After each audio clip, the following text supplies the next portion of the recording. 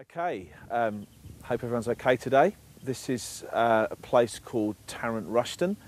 It's near Wimborne in Dorset, and it's a farm actually now, but it was in the days of the Second World War. It was a very famous airfield, and behind me you can still see the this is number one hangar, the big grey barn which is now full of cows, and this is the memorial here to the guys that left here on the night of June the 5th to liberate Pegasus Bridge, and was the first action of D-Day on June the 6th, 1944. It was the early hours of the morning.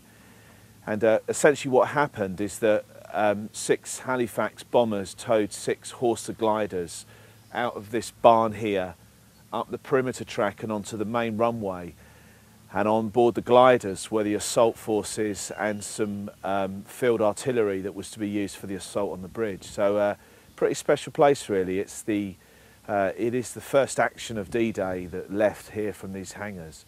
And I've been here lots of times over the last 3 or 4 years, just prayer walking, being around here, just to soak up the atmosphere and to kind of consider what God may be saying through this story and the countless other stories that are around the paradigm of D-Day, and for us as Miracle Street and our partners in what it might mean for God to use us as part of a liberation of Europe, along of course with thousands of other people too. So these places are of great significance. They're of great encouragement to me as I consider the stories and the history, because God always does something new, but it always has echoes of the past. And last Tuesday, a week ago now, we held the first event for what has been known as Turning Point. It is the name that we are giving to the project and the plans to take the main stage into mainland Europe and across mainland Europe and into Africa. And we're living with a tremendous prophetic momentum at the moment behind this idea.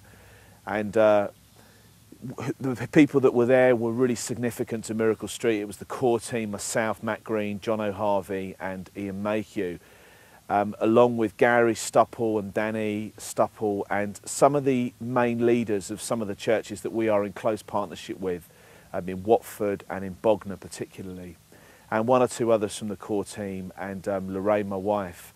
And really on that evening we just began to just float this vision for the first time and to talk about it among us, to worship God and to pray and to dream and to begin to put some plans together.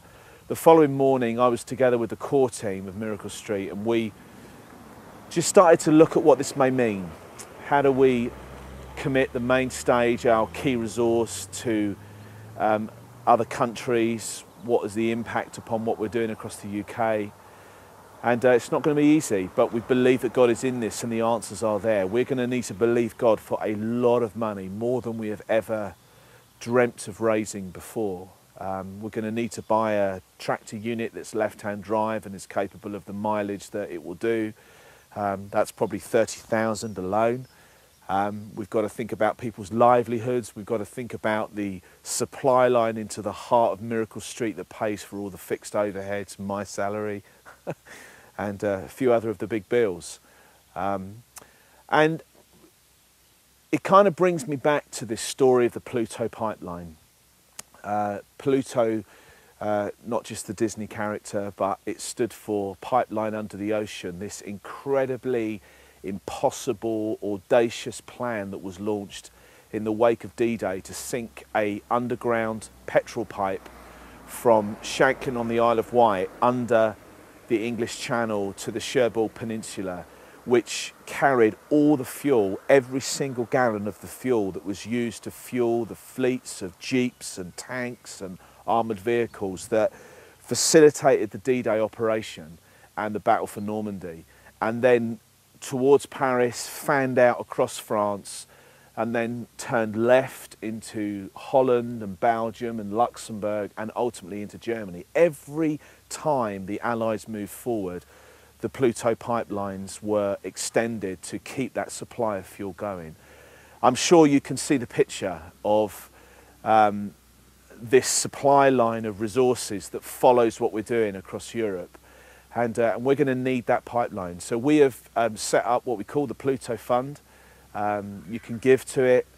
It's already started. It's already very much in its infancy, but certainly as Gary and I and others start to go to some of these European cities to form the coalitions there, to speak to church leaders, to identify the people who are going to help us put on these events, we are going to need those funds to, even at that point, to cover airfares and trips and a lot of my time and others' times that is going to be devoted to that.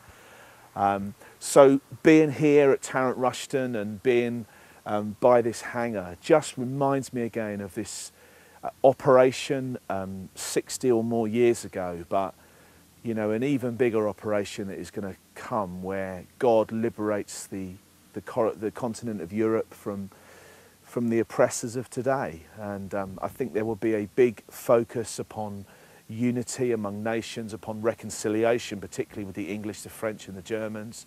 It's not going to be all about the Second World War, it can't be, because we've got to embrace the German people and the German nation as well. So the analogy is helpful. It gives us an opportunity to talk about crossing the channel, fighting a battle, but really this is not going to be about guns and bombs or aggression. It's going to be about the love of God and about reconciliation among people, and ultimately, of course, the reconciliation between people and God. That's what it's all about. That's what's going to underpin it. That's what I believe is going to move people and businesses and churches to give and to support what we're doing. The main stage at the moment is undergoing its refit. We're committing £20,000 to essentially to the main stage, some of our other key equipment as well, and we're getting ready for what is to come.